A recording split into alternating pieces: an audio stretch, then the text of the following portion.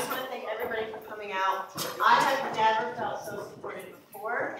As a teacher at one of these schools that is under the microscope, we have been ripped apart, we have been knocked down, and we keep getting up. We must be really dumb, because at some point you should just stay down. And I had to ask myself today, I had a challenging day with my students at Stubbs Elementary, and this is my 4th school year there, by choice, along with many of my coworkers.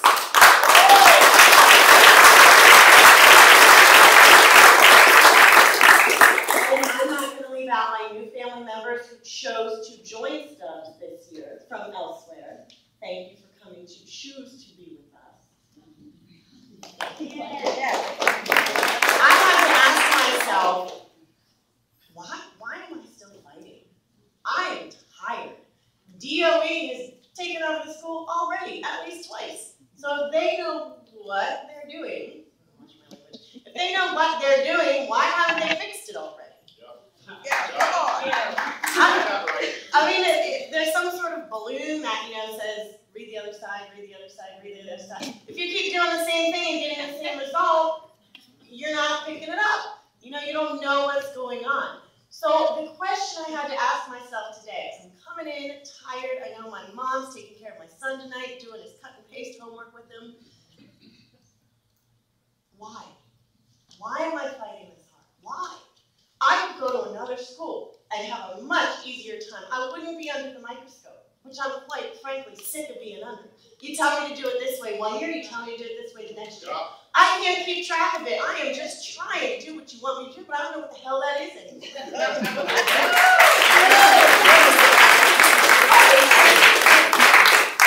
It's LFS. It's not. That's through the window. It's this. It's that.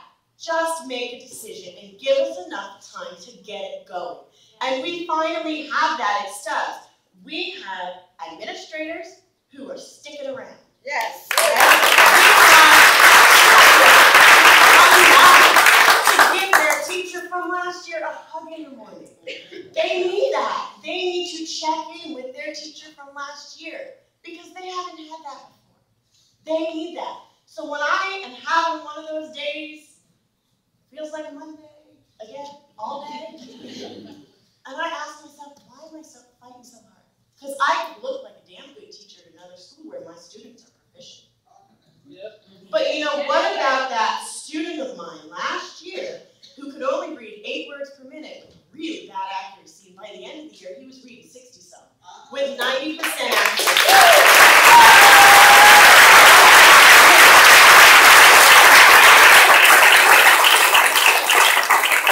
He may not have scored proficient, but he started to walk. And pretty soon he's going to be able to run, and next thing you know, he's going to be flying. And I don't know about you, but I wouldn't be bragging about my 55% proficiency as a state average. That's half.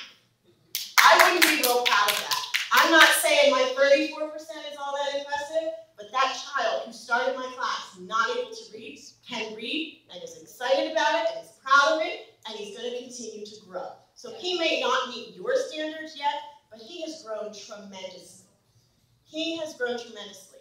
I could have much better reviews elsewhere. I could have a much easier life elsewhere. I could be much less stressed out elsewhere. In fact, my husband owns an oceanfront beach property in a tropical island, a tropical country. I could be there right now sitting on a hammock. And instead, see, I really am dumb. Instead, I'm here at 7:30, almost past my bedtime, talking to you, begging you to let us stay. All we want is to stay. We don't want you to take away a contract we didn't even enter into with you. We entered into it with the district. You're not part of our contract, so what makes you think you can come in and say, sorry, I'm going to erase that. We just want to continue with where we're going. We admit we don't have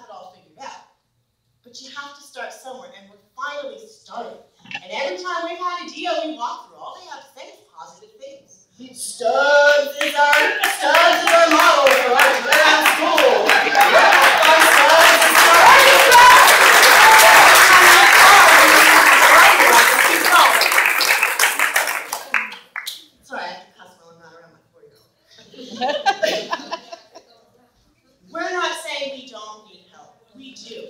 But talk to us about how we need it. Give us funding to start before they even get to kindergarten, before they even get to preschool. Because my buddy, who got taken away from me because our class sizes of 13 were too small. My buddy, who's now teaching kindergarten, has students who cannot identify their colors in kindergarten. That's not teacher failure. These kids haven't even been in school yet. That is not teacher failure. That is us needing to provide early interventions to get them ready so they can succeed. I don't know what else to say. Thank you.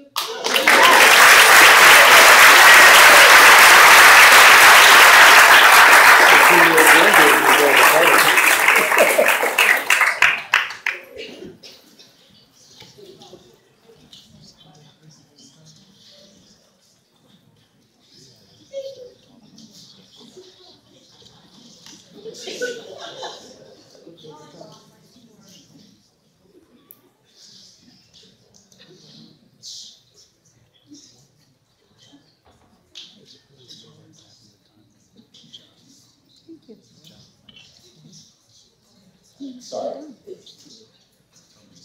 Landis.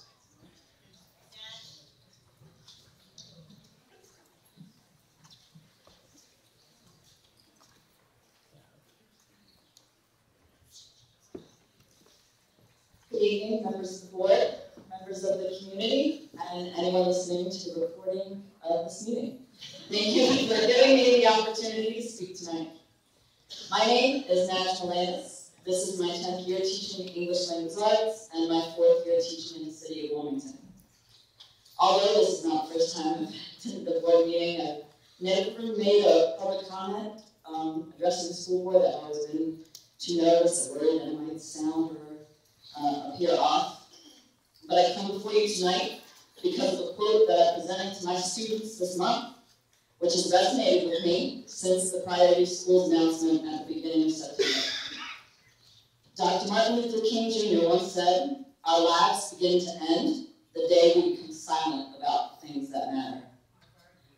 I cannot sit silently as the ever-forming bureaucrats in Dover fashion a noose around the city of Wilmington and the students that I love. I want to live knowing that I stood up for what was right and that I advocated for the best interests of my students. So what matters to me? First off, my students matter to me. While some may only see them as a set of numbers and data in a newspaper or on a PowerPoint, I see them as a bright, hopeful, sometimes troubled, sometimes lost, ever determined and incredible young men and women who I feel proud and lucky to teach every school day, every school year. I refuse to view them or judge them based on a test that serves no purpose other than the financial and political agendas of the machines from which they are spawned. For Bancroft, Byard, and Stubbs to be singled out solely on scores from a test says that the people who made those designations don't see the beautiful things that our students accomplish. How can they when they are never there? The last thing that matters to me is what anyone sitting in a cushy little office with an executive level desk chair thinks about my students. What does matter is when they think that they have a clue as to what my students need in order to score better on tests, or that they think that poverty and environment doesn't have an impact on our students' lives and educational success. I invite them to take a walk down Pine Street and walk a mile in my students' shoes.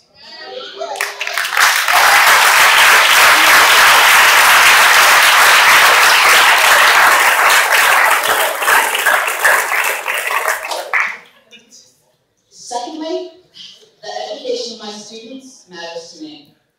The fact that the majority of the money that this priority school scam offers for each school is tied to hiring an administrator is disgusting. Our students need administrators that are there for them, who genuinely care about them, which I believe these schools have now. Although some may believe that higher than average principal salary proposed by the DOE should attract highly qualified individuals, this begs to question the motives of anyone who would apply for these positions. Are they in it for the kids or for the money? Lastly, it matters when someone calls to question the efforts of those who share their profession. One of the assumptions made by the Priority Schools MOU is that teachers who currently teach in the city of Wilmington are not dedicated enough to their students. It baffles me that anyone would have the audacity to challenge the commitment of my fellow teachers to their students' education. What evidence do you think you have to even come to such a conclusion? Don't say test scores. That just is not an acceptable answer. Teachers who don't want to teach in the city of Wilmington, don't.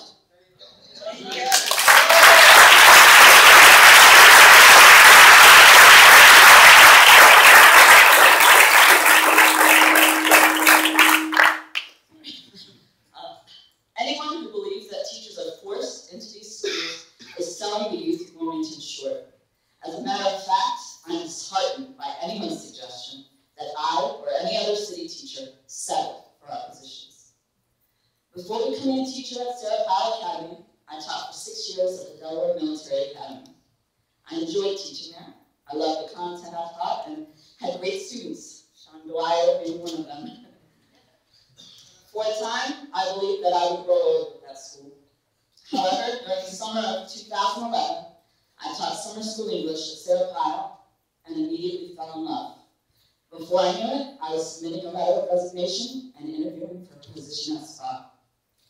Although some may have thought that I was crazy for making such a move, I have not once regretted this decision I made, and I am proud to be a part of our district's solution for dropout prevention. I enjoy where I work and who I teach, just like the many voices you hear tonight, as well as those that you haven't heard. In closing, I would like to read from an email I received today from a student of mine who is unable to attend school because of a medical issue, a low show or no show for the numbers people I mentioned earlier. She wrote, "Thank you so very much for your prayers. You're the best English teacher I've ever had because you actually work with me very well and understand me. I cannot wait to come back to your class." That is what matters, DOE. Evaluate that.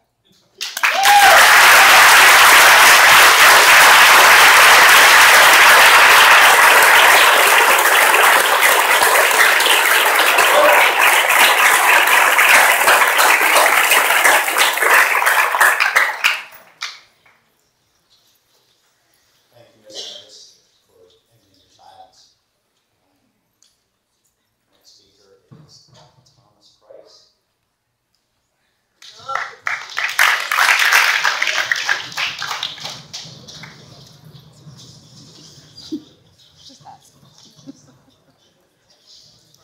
Good evening, board members, faculty, staff, politicians, and whoever's left out there. It's getting a little late. I'll be brief.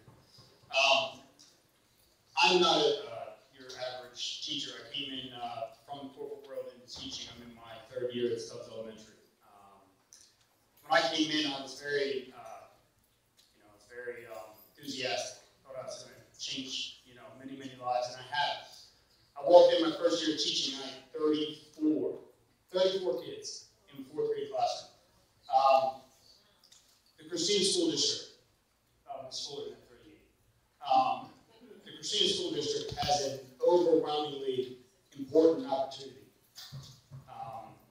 We have the possibility to change the way we're doing things by not supporting this MOU and coming up with our own plan to fix our classrooms. It's very simple. If you're going to teach somebody anything, if you multiply the number of people that you have to teach, it becomes very, very difficult. Let's say you're teaching basketball. You have 5 students. Little Johnny's looking at the lights. Well, I don't think little Johnny's going to learn how to dribble today. Let's multiply that by 10. Okay, now you have 30 kids. Put that in a classroom. How many little Johnnies, little Susies do you have? Okay, let's get these classrooms smaller. Okay, it's a very simple process. I'm a simple guy. I teach 2nd grade now. Thank you, Mr. Brown. I love it. If we were a bank and these red test scores were red profit margins, how quickly would this problem be solved? Are we going to get to the core issues? I sit back my 3rd year as a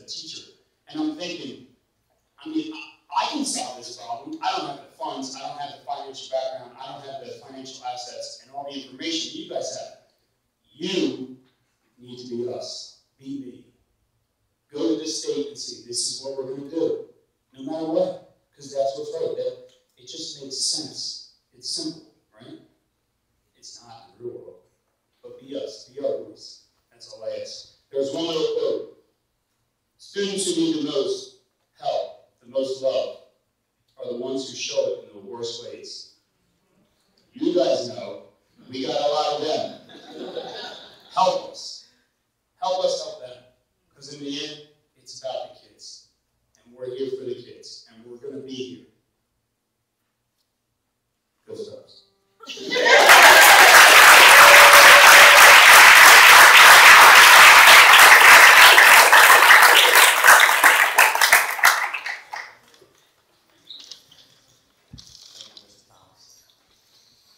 Next speaker, Jackie Lloyd.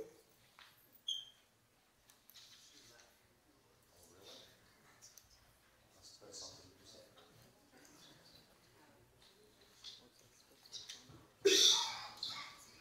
Ms. Simpkins.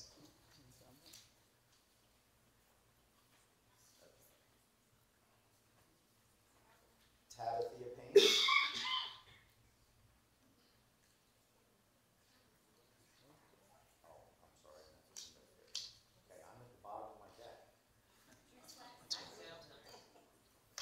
Come on up. If you have to come on up. Go ahead.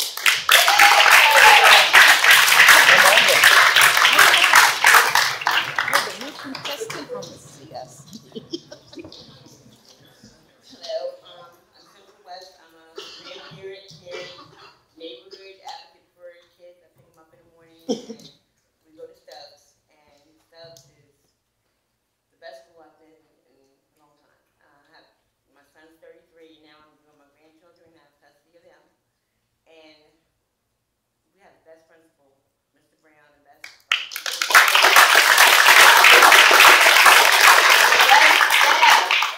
teachers. And it was so good to see them come back, because I have been through a lot of teachers and principals since I've been here.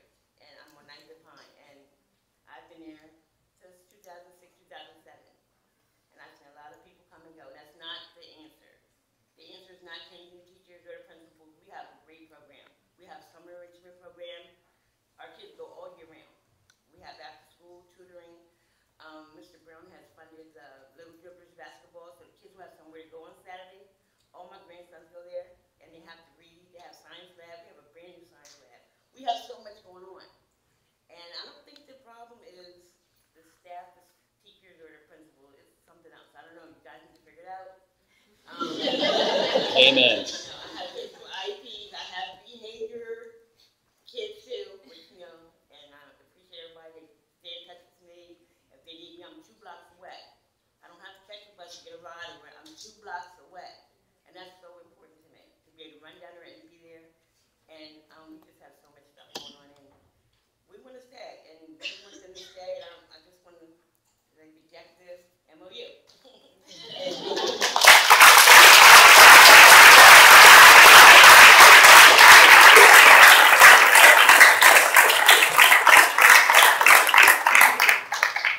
Thank you very much.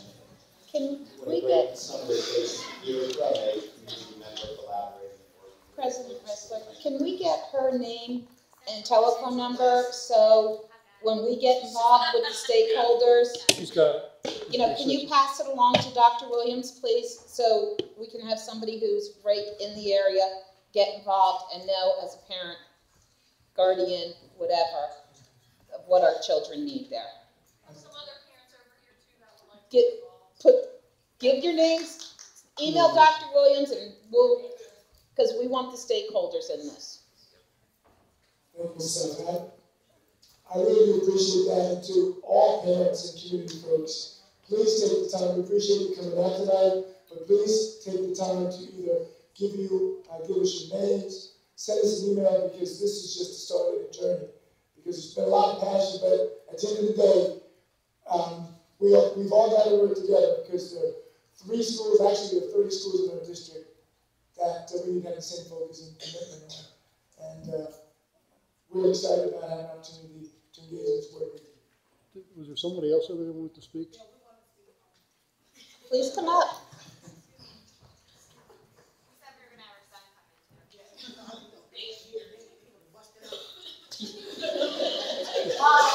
things, so I used to ask them, how do you do this name? I had this name when I was in April.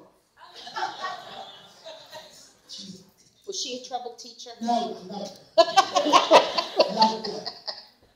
My kids were bankrupt. They're 7 and 8. They're back to back. I love bankrupt. I mean, it's right across the street from my house. I walk there. I walk other children. I love the children. I'm all for children.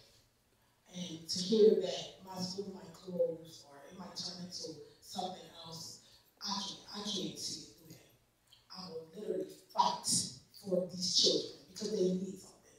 And some parents look at it as a daycare, but I look at it as my children is learning. And I hear a lot of these teachers, talking about the concerns and things. But a lot of this stuff, it comes from home. And a lot of these children don't get that from home. So we have to fight for our children. And I'm all about it. So if you got to take my number down, if I got to make it,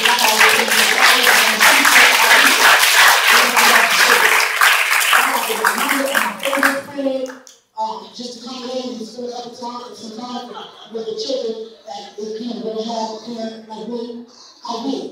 Because I love the children, I would love to see them make it. And there's a lot that isn't going to make it because of the certain things that's going on around the community.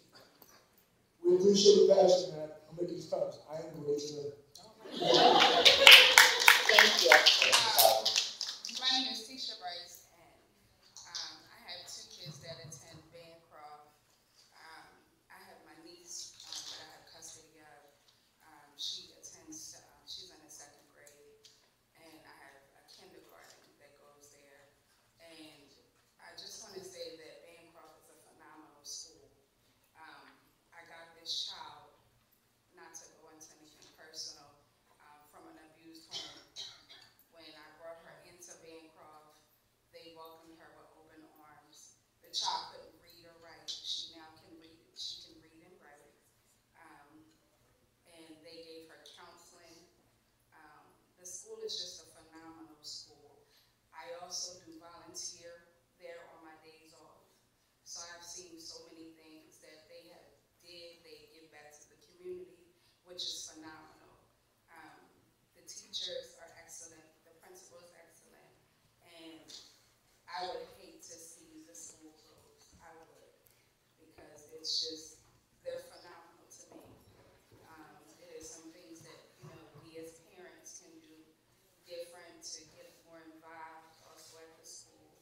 But I wouldn't want to see anything happen. And I'm willing to do what I have to do as a parent, and for the kids that don't have that support, to be there to support them as well for Bancroft. And I will fight until the end for Bancroft to remain open.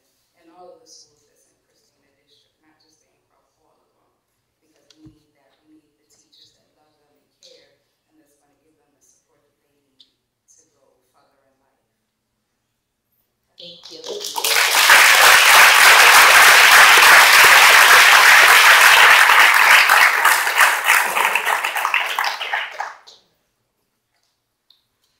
I just want to say to all the people that spoke tonight, I've stood there.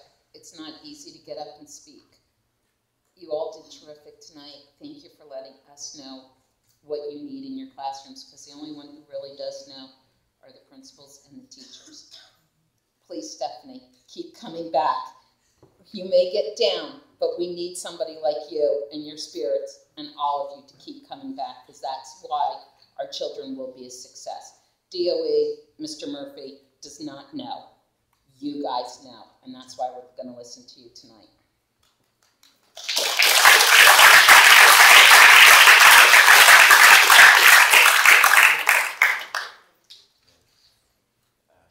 Yes, thank you on behalf of everybody out there. So more opportunities and time throughout the course of the year that the level of involvement is reflected as such. It's wonderful, and it's what's needed, and it's also what gives us energy in this responsibility role up here. So now we move on with no further public comments to what we believe was going to be required action item on the board. We have memorandums of understanding And before I make the recommendation, I just want to state for public record, as superintendent, I've never been prouder of a group of professionals, people from the community. Your passion, your commitment to the young people in your respective schools and to the community just came through time and time again. So as a superintendent, I really salute you. Thank you for your passion, and it's just been an honor to observe this, so thank you very much.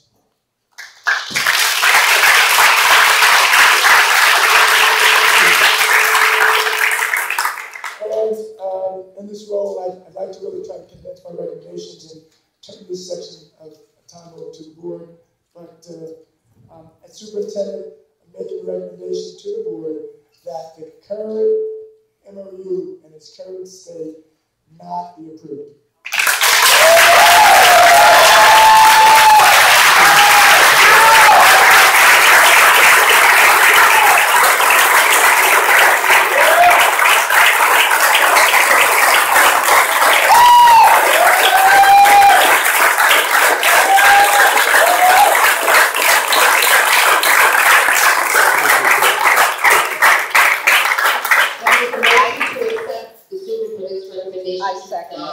Second.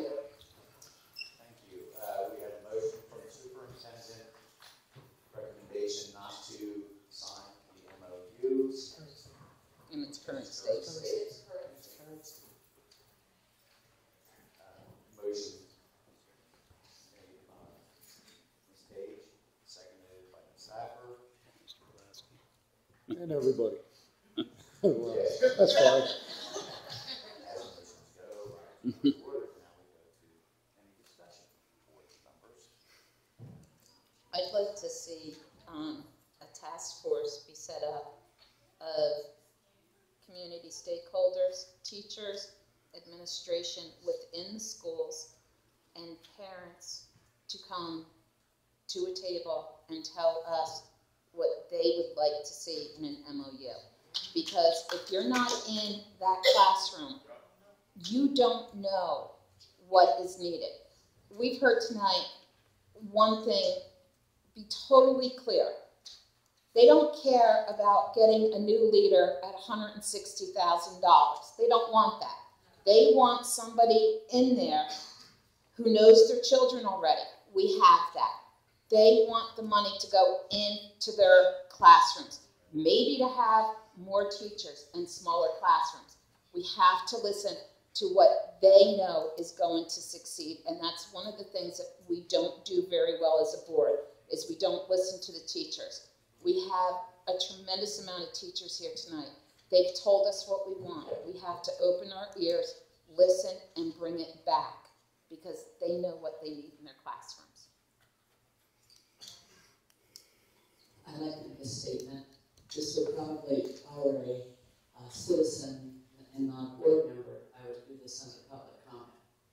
On the morning of September 4th, the state of Delaware, through Governor Markell, the State Secretary of Education, Mark Murphy, from atop the steps of Warner Elementary School in Red Clay, announced they were going to make all the students in Wilmington happy. They offered up an initiative to turn around the 6 lowest performing schools in our 2 districts, Red Clay and Christina.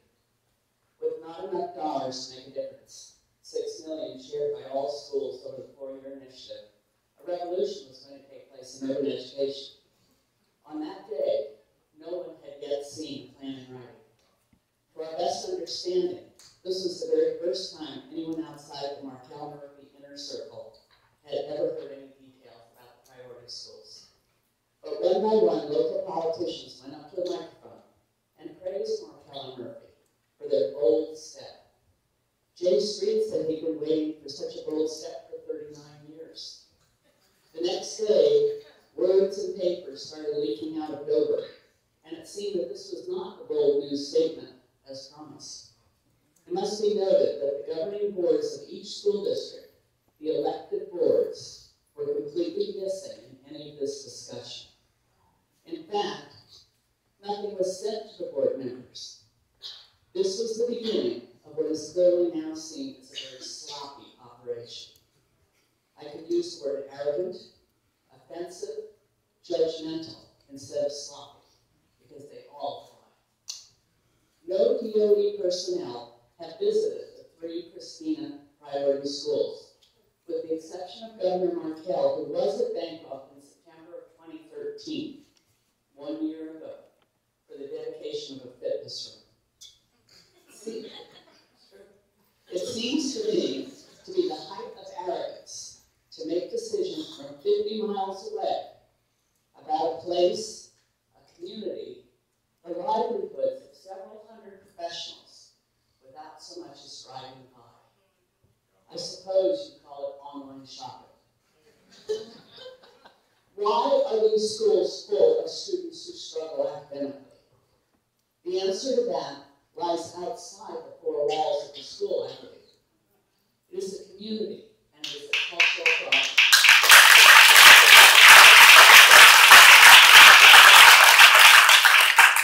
It is a problem interlaced with poverty, with poor nutrition, with homes bereft of education and educational materials, with parents who have very limited work skills and are lacking in many cases in basic education. This is the environment that so many Christina and Red Clay children are growing up in. The 3 principals have told us haunting stories of some of the lives of their kids, including the burgeoning numbers of homeless youngsters. And we're asking the schools to fix this. We are putting these children in classes with so many other children that acting out often becomes the sole way a child feels he can single himself out. So does ridding the school of the local leader change all of this? In the past week, I and another board member personally visited each of the 3 priority schools in our district. We met with each principal. These are dedicated individuals who are knowledgeable about the communities in which they work and from which their students come. They are starting to recreate their schools. I'm going to point out one in particular. When you walk into Stubbs School, you're immediately struck with a sense of serenity, calm, and serious quiet that pervades that building. This is the kind of environment which is essential for learning to take place. I visited a kindergarten class of 15 students, each sitting on his or her own floor square, listening to the teacher read a story. Do these kids have a bedtime story read to them every night? Probably not. Do they even have a regular bedtime? Probably not. But in school, they must adapt to a schedule, and the young man who is their kindergarten teacher is teaching them that lesson as the foundation for their academic achievement. Yet the state, DOE, is saying, no, test them. Let's find out right now how many sounds they know. How many sight words do they know? My guess, none. So that becomes the starting block. According to state timelines, they'll be tested multiple times during the year. I'm confident that when June rolls around, these students will have shown immense growth from today's starting point. But will it get them to the same finish line as the counterpart from a middle or upper middle class home? No. 1 or 2 might, but on average, the majority will not. So again, the state will say the school is failing. My question is, what is the state going to do that's different? What in the world will that $160,000 principal know that Mr. Brown, Mr. Ingram, and Mr. Slade said?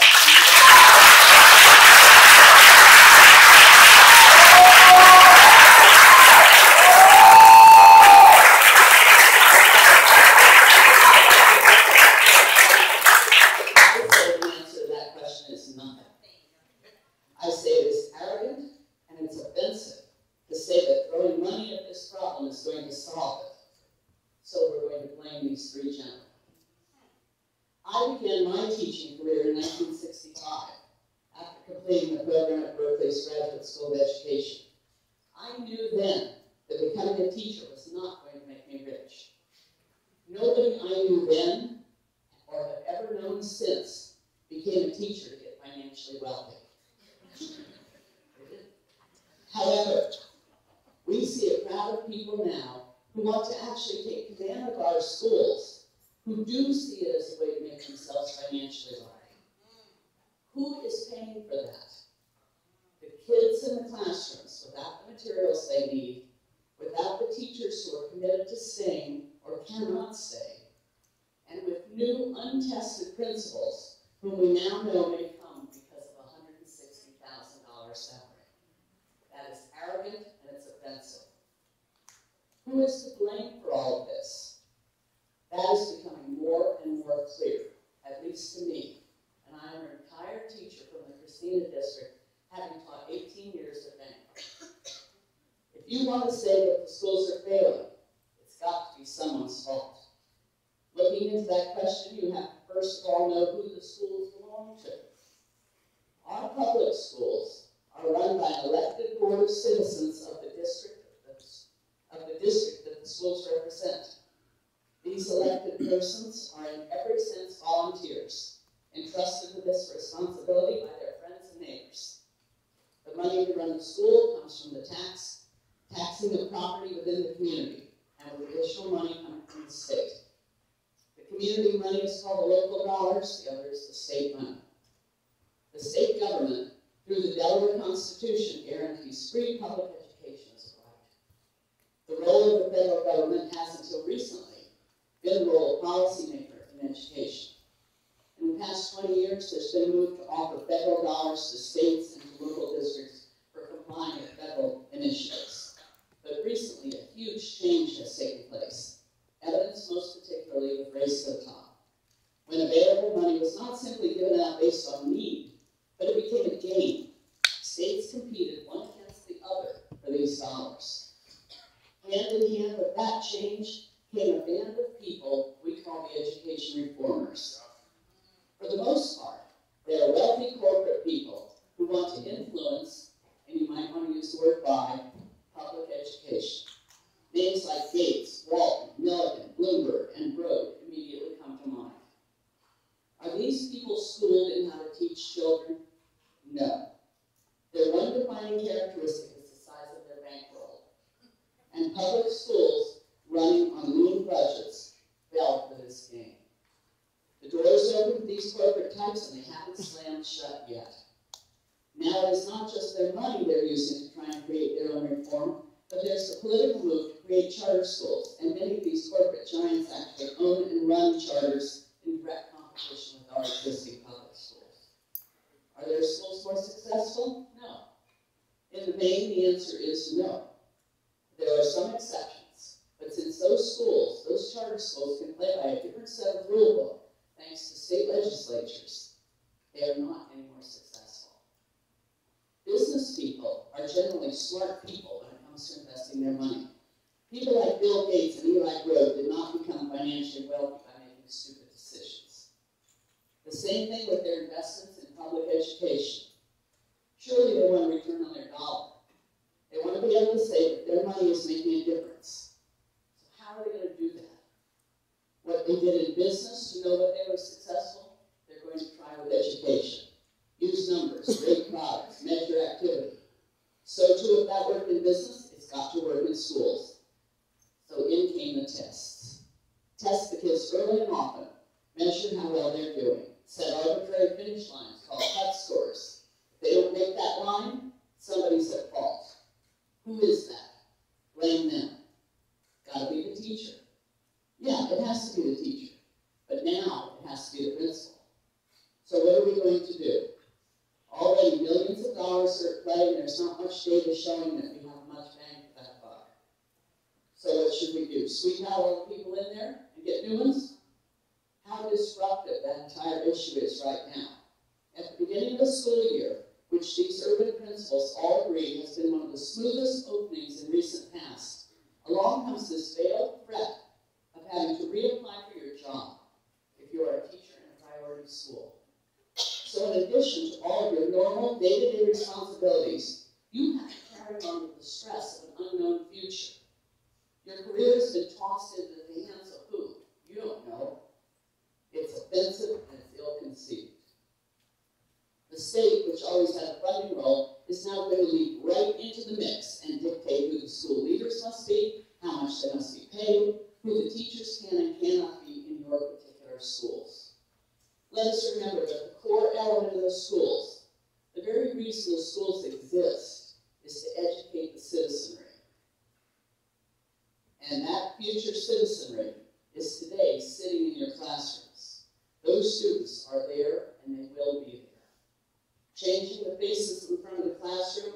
reeling in one curriculum after another and yanking it in a year, that doesn't change the students.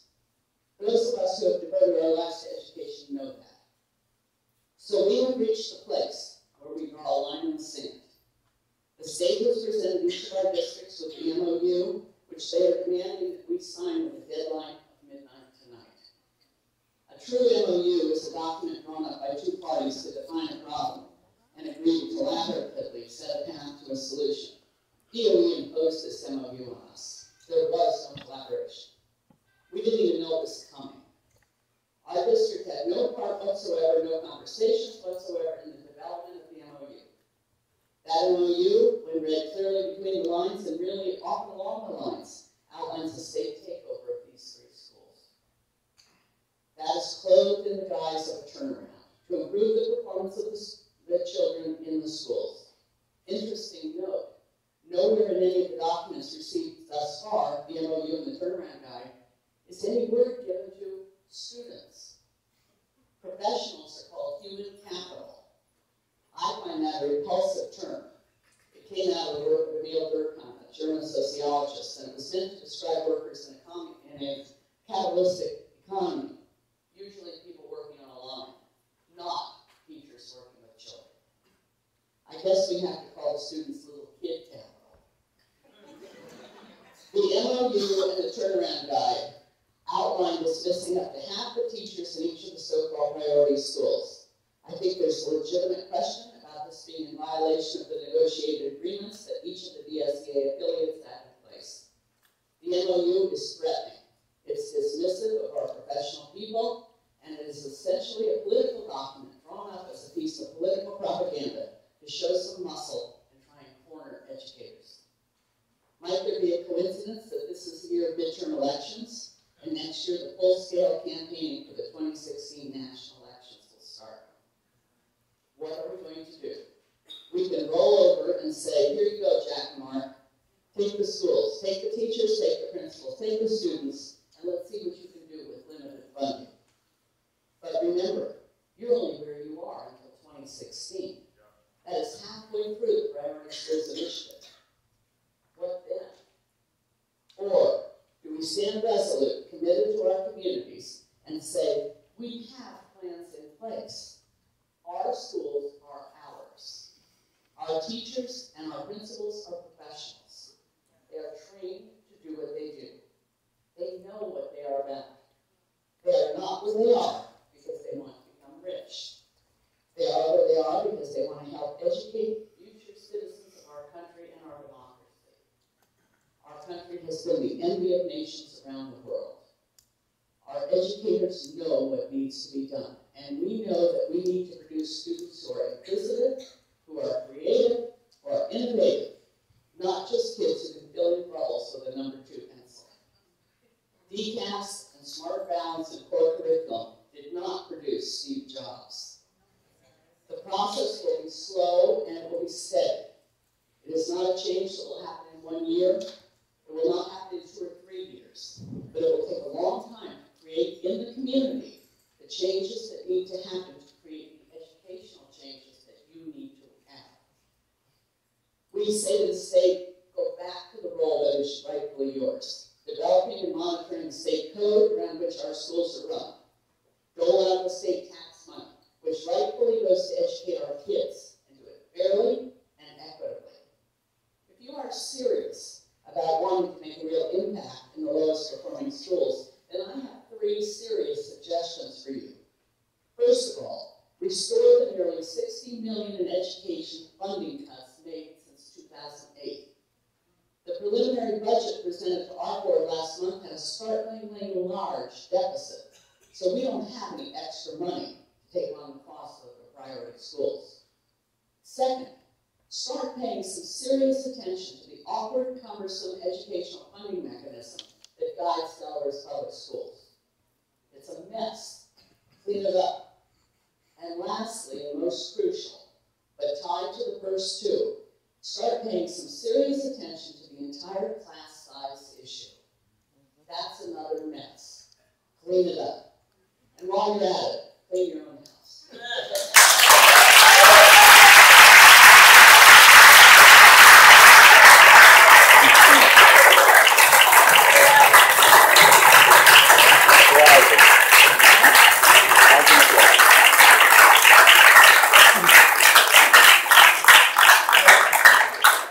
Ladies and gentlemen, as we approach the midnight hour, we have 3 hours. I hope. We have 3 hours. I hope you send those comments to the editor for publication. I too attended the press conference, and it was attended by a number of our elected officials who did comment on the proposal, and I was really excited as well. And what we didn't see, what was coming behind it, which is the current MOU.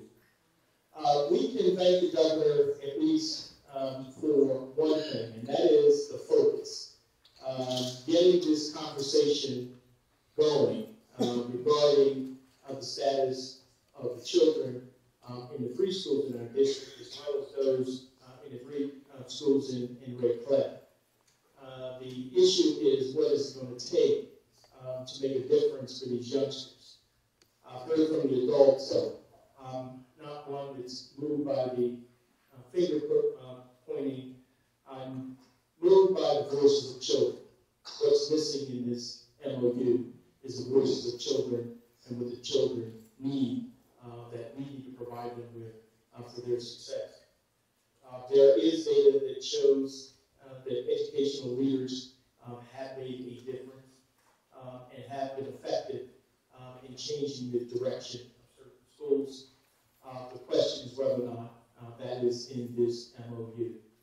I don't think, as it's currently written, it had the collaborative effort that it should have had. That is, teacher as well as district buy-in to make it one effective document that would set in place the plans that should take place following it for the success of our youngsters. So as such, I'm hopeful that following the decision of the board, that there will be some collaborative effort to revisit this matter and see if we can't make a difference to these youngsters, because they definitely need it. And the usual excuses that we might find in terms of poverty and other circumstances are not acceptable. I think there has been a showing in other districts where teachers as well as all stakeholders have made a difference and have made it available for these youngsters to be successful.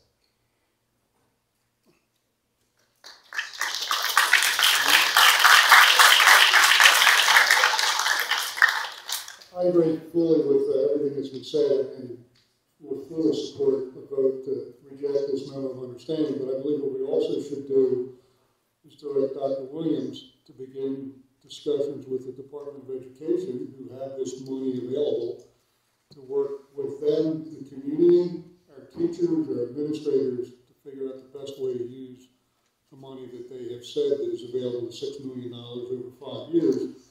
But we should end up with a memo of understanding that we all agree to, which is a real MOU. So this one I absolutely reject.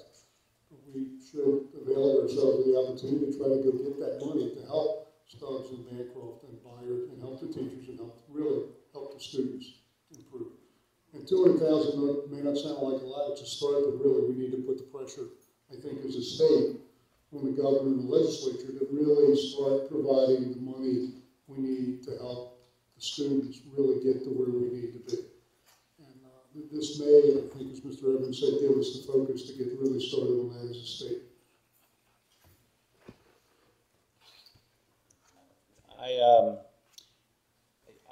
I've had the pleasure and the pain of standing on point shortly after telling the DOE to stick it.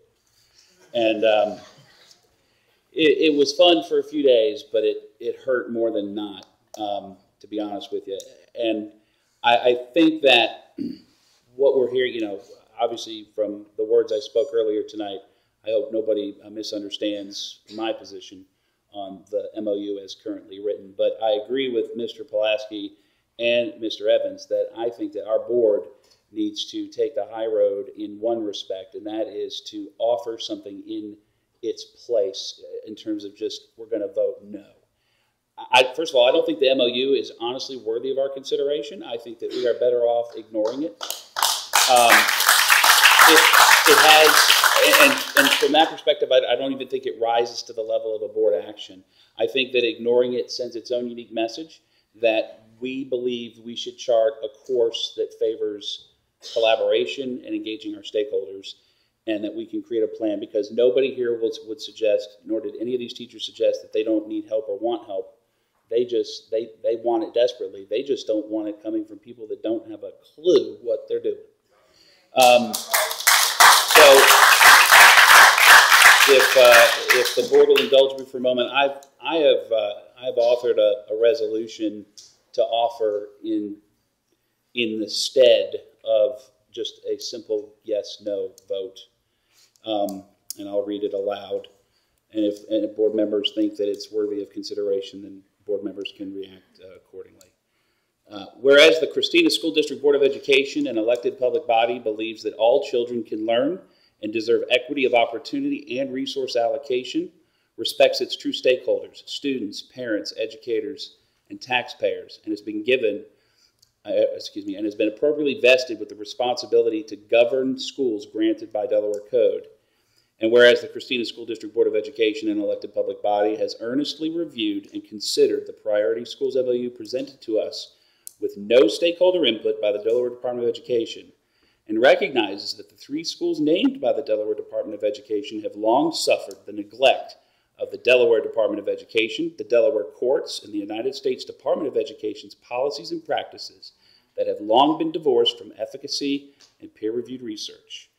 And whereas the Christina School District Board of Education, an elected public body, intends to offer an MOU to the DOE outlining a research-based approach to remediating the deficiencies in the 3 named schools after a deliberate, thoughtful, and responsibly collaborative process that engages our key constituencies and stakeholders. Therefore, it is resolved that the Christina School District Board of Education, an elected public body, hereby directs the superintendent to submit a board-approved MOU to the DOE after a fully engaged effort to include all affected stakeholders in a systemic and meaningful manner and in full alignment with the constitutionally granted authority given to the Board of Education to govern the public schools of Christina.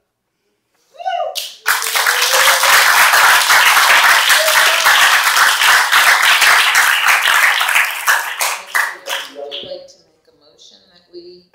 I mean, we're having it. There's already a motion on the table to vote to accept or reject the MOU. I'm offering that during discussion for board members to do what they want. So, as an offerance, John, that there would be a next step, and everybody is hearing. I agree with you and would like for you to hold that as a motion in a few minutes as our next direction in response to whether we determine there is an MOU or not an MOU, and whether we need to sign or not sign something, and get a few more comments. If you have comments related to that, I would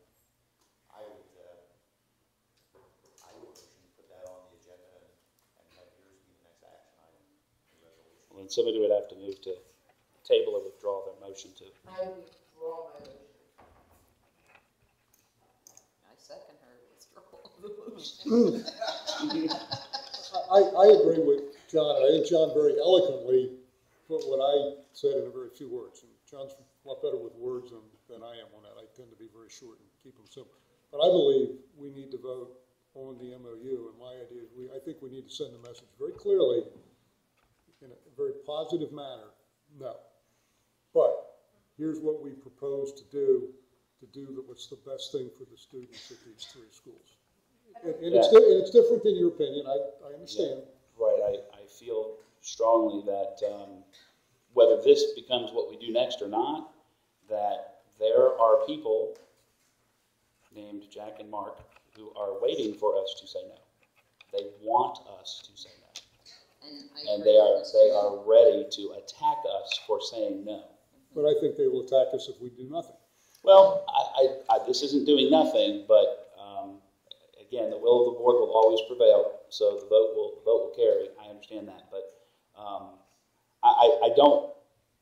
I know from my experience in 2011 that the last thing that these 3 schools or all 26 of our schools need is another hyper-focused brush fire, wildfire that results from us branding ourselves as the iconoclastic rejectors or the nihilists of the situation. The problem is Red Clay tonight, and I know there's some Red Clay people in the audience, and these are my words, cravenly walked away from their responsibility to address this tonight by having a workshop and a discussion. They didn't invite people to get in there because there was a potential action item and come with the intensity that we're seeing here tonight. And so early on, there was a discussion about solidarity between the districts, and I think that Red Clay has, to a certain extent, walked away from some of that, and they've positioned themselves exactly where their superintendent wants them to be. They are calm and composed, and we are going to be the firebrands. And we're walking, I'm telling you right now, we're about to walk into a trap. And I have to agree with Mr. Young. I think they're expecting us to say no.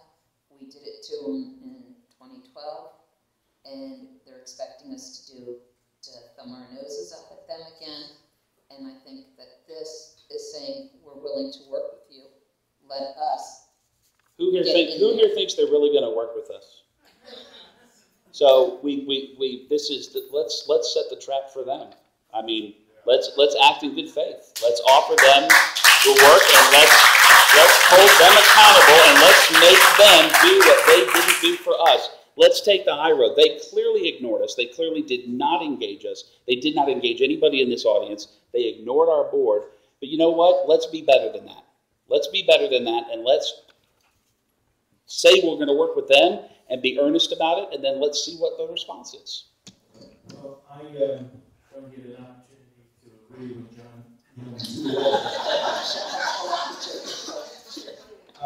I made a huge mistake. I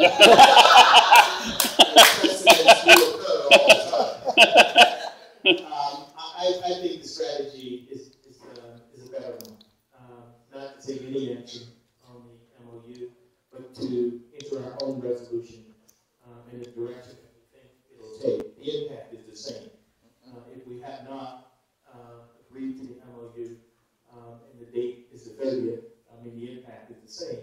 However, we have a resolution that we would have passed as to how we intend to deal with the situation, inviting the Department of Education then to work with us in the resolution on this issue. Apparently, Red Clay is going to be having a vote on October 15th on a new, or on an MOU, and they're putting it on their website next week. So, just a couple more comments before we move on, and still with the official motion that's out there. Anybody at this stage, if you have comments, I guess just one thought, and then I'll turn to Elizabeth, is that one of the points that we've made very strongly, and Mr. Kowalk has made, or Representative Kowalk and a lot of other people, is a memo of understanding must be an agreement that's reached collegially by all the parties involved.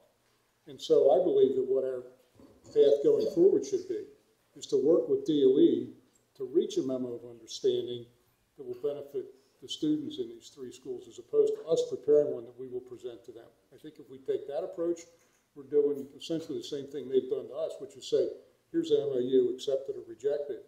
If we go forward and even with cooperation with the teachers and the community and everybody else, if we prepare that and then say, here's our counter offer, we're sort of playing the game their way. I think if the discussion needs to be teachers, administrators, the community involvement, and DOE in the whole development of the memo of understanding of how we can best use that money to support the children. And I believe we need. That's what Mr. Young's. Did you intend to include DOE in the development of the MOU or not? All stakeholders. That's correct. Includes DOE. All is all. Okay. Amen. I just want to be Amen. clear. All is all. You could argue whether they're a stakeholder or not, but that's. You could. I know. So I would just like any resolution we make it to include very specifically that we will include DOE in development of the MOU. So it's not up to interpretation as to what all means, because people can interpret all differently depending on. Well, yeah, I mean, they would clearly be affected because they are the body that is enforcing the to use Mr. Kowalko's phrase, the illegally concocted language in the Delaware regulation. So, yes.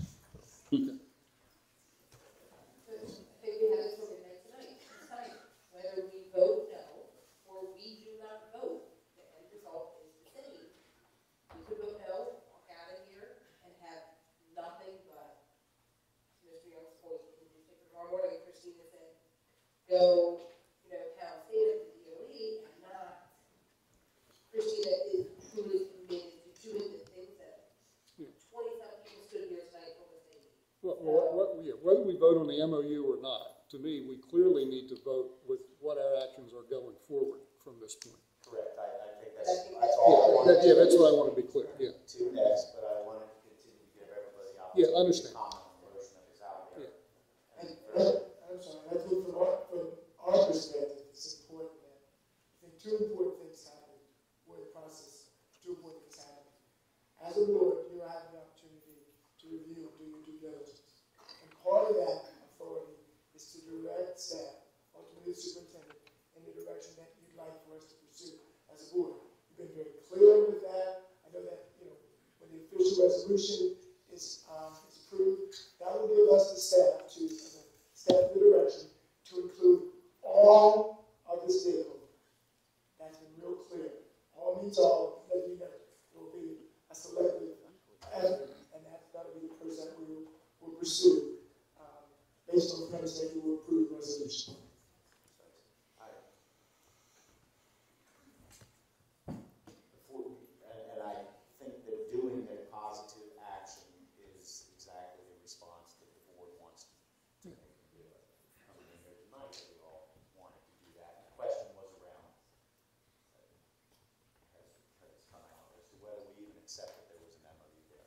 I've heard a number of, both at Red Clay board meeting middle of this month, as well as from a number of representatives. I had the privilege, thank you very much, to sit in a meeting, informational meeting that the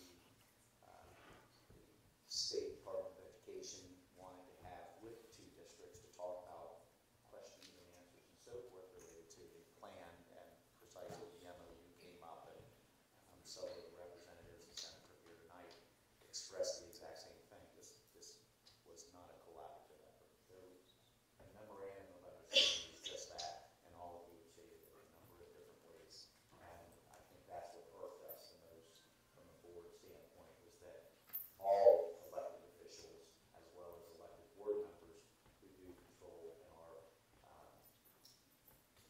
have an employee, our district, were upset that we were never included in any what is supposed to stand for MOU, memorandum of understanding. And it clearly became a memorandum of ultimatum. And that was not the right way to start off. Well, and as Representative Kowalski